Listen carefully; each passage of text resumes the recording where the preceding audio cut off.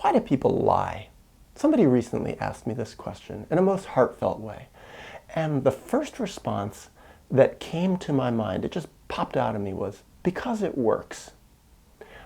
I think for a lot of people, lying really works. And what is lying fundamentally? The easy answer, of course, is lying is not telling the truth.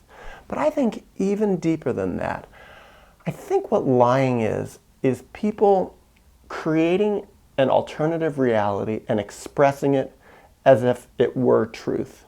So basically, making up their own reality, and in a lot of cases, trying to get other people to believe this reality, and often trying to get their own selves to believe this reality.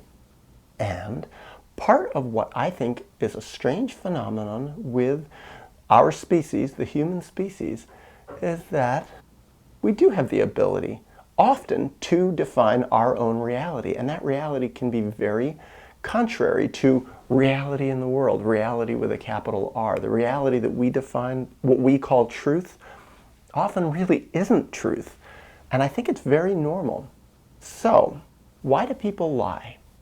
Because it works, because it makes them more comfortable. It allows them to avoid pain. It allows them to avoid getting in trouble sometimes. A lot of people do all sorts of things that go against other people, violate other people's rights, violate social norms, violate religious norms. And when they lie, when they say they didn't do it, when they change what happened, when they change the story of reality, they can often get away with their bad behavior.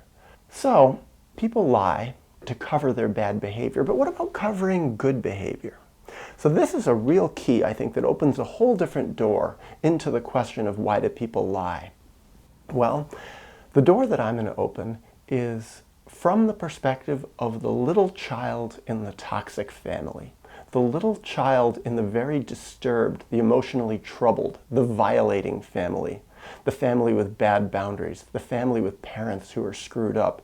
Even mildly screwed up sometimes. Parents who are abusive in different ways. Parents who are pathological.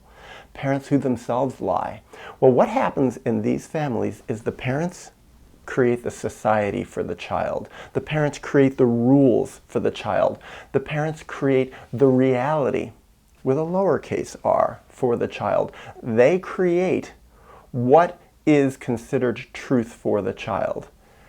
And what about when the child's innate love of truth and reality, truth with a capital T and reality with a capital R, are stronger than this, are more powerful than the parents' lies? This is such a common phenomenon where the child is actually healthier, naturally, spontaneously healthier, more honest, more real, more true than his parents, more true than her family system. What happens then? The parents try to crush the child, push the child down, push down the child's truth, push down the child's reality. And sometimes, in order for the child to keep truth alive within him or herself, to keep reality alive, to keep his or her connection with reality alive, the child has to lie. The child has to pretend that he's actually not living in connection with his reality. Otherwise, the parents are going to kill him. In some ways, I speak about that from experience. For me, being real and being honest in many ways was something that was not allowed. And so what I did is I kept it private. And when pushed, what do you think, Daniel? What's your point of view? I had to fake it. I actually had to lie about how real I was on the inside. I had to lie about my real relationship. I had to hold it private. I had to hold it quiet. I had to live in camouflage. Camouflage, in a way, being a form of lying. Animals do it all throughout the animal kingdom. So many different animals. You can see the leopard with its spots. It's a form of camouflage. They actually lie to their prey. They go out in the tall grass and they hide in the tall grass. They pretend they are tall grass. There's another thing, though. A lot of children also have to lie about how sick their parents are.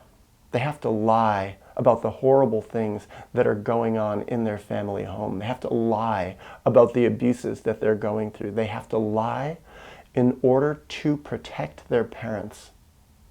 They have to lie in order to protect their parents from their parents. They have to lie in order to protect their parents from the outside world, from teachers or their friends. They don't want people to know how horrible their parents are. Terrible things can happen to the child, him or herself, if people find out what's really going on. And if the child is honest to the parents about how bad they are, the parents will often just crush him worse. The child doesn't have power.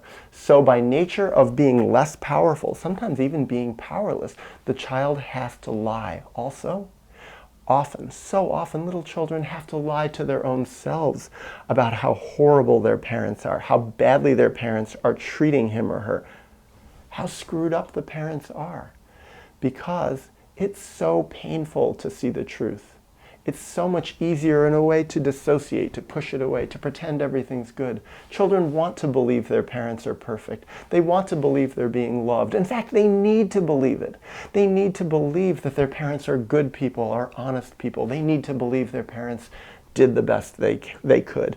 They can't believe that their parents are awful people, that their parents are screwed up, that their parents were too immature to ever realistically hope to be able to do a good job as parents. So these children grow up lying to protect their parents, to protect that primary culture of the family system.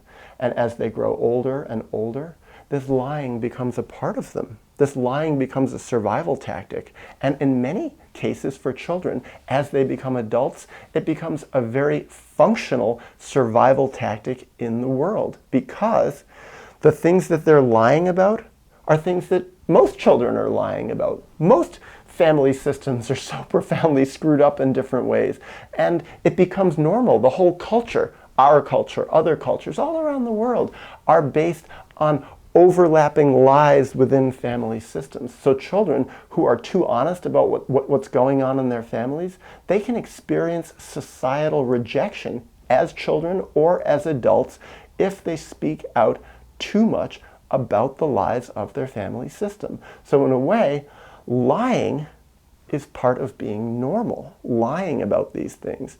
Now, some people take this to extremes. Some people go even further, and I think often it's people who come from the most screwed up family systems because they have to lie in really extreme ways. And until they've been able to actually take a cold, hard look at the families they came from, how screwed up their parents are, how screwed up they themselves became as the result of living in this family system, until they do that, until they grieve, until they go through the horrible pain of feeling what they went through as a child, all the things that are still buried inside them, until they do this, they're just going to go on being more comfortable lying. Lying is something that keeps them comfortable.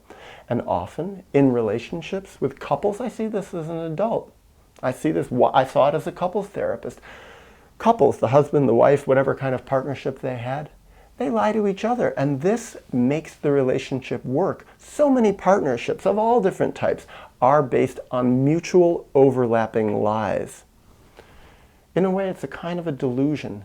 And I think that's really true about people. People with overlapping delusions, people with overlapping lies to their own selves, they tend to get along well. They actually share common values.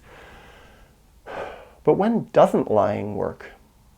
Lying doesn't work when one person is lying less than the other one, or one person is lying more than the other one. Then suddenly it's not overlapping so much. Then there's conflict. Then there's friction. That's when people say, why does my partner lie so much? Why do my friends lie so much? Why does my child lie so much? Why does my mother lie so much? It's because they're seeing reality in different ways. Often one is seeing reality better. So, to take a step back, what is the cure for lying? The cure for lying, from what I've seen, is the relationship with one's own inner self. To look within and to say, what is the truth? Because from what I've seen, primarily in my relationship with myself, but I've seen it in other people too, human beings, we each have the capacity to know truth. Somehow, truth is in our blood. Truth is in our veins. We're born with truth, and it's always in us, our spirit. The truth inside of us. It's there, it's real. It is reality. It knows reality. Our bodies know reality. Our bodies are reality. We are all subject to reality. The outside world is full of reality.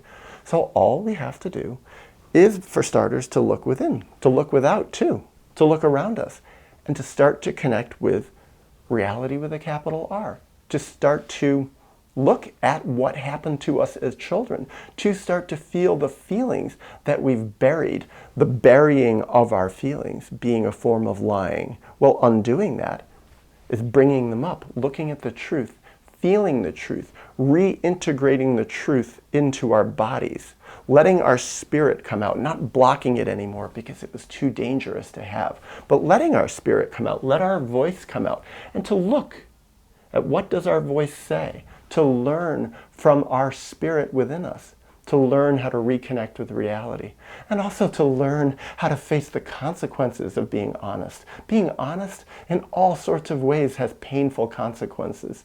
Society often doesn't like honesty. Partnerships often don't like honesty. Unhealthy friendships don't like honesty. Parents, troubled parents in denial, often don't like honesty. Honesty can cause all sorts of problems. But if we want to be honest, if we want to live true, if we want to be who we really are, being honest, from what I've experienced, is the way to go. It's painful. But most importantly, being honest with ourselves, and then using discretion in this troubled, confused, dishonest world about how honest we can really be. A perfect example for me is making these videos, being honest. Whew. What a sacrifice for me. Not fun a lot of times making these videos. Not easy. Negative consequences for me. Fear, anxiety. What's going to happen to me as the result of being honest? So much easier to just go through my life pretending, lying in a way, just pretending I'm a normal person, living a normal life. A lot easier to make more money with lying. Big sacrifice by being more honest, being more true, being more out. Can't take it back once the cat's out of the bag. That's what I've found about being honest, about breaking lying, about breaking camouflage. But for me, to have done it piecemeal, slowly, more and more, still getting more and more publicly honest, still becoming more honest with myself, still resolving more of my traumas, the traumas that are keeping my lies, my own self-lies out of consciousness. Well, the more I'm honest with myself, the more I heal my traumas, the more I become real, the more I become true. The less I want to lie, the less I need to lie. And also what I find is the more honest I am, especially the more honest I am with myself, but also the more honest I am with others, the more useful I can be. And also, the more I just simply love my life.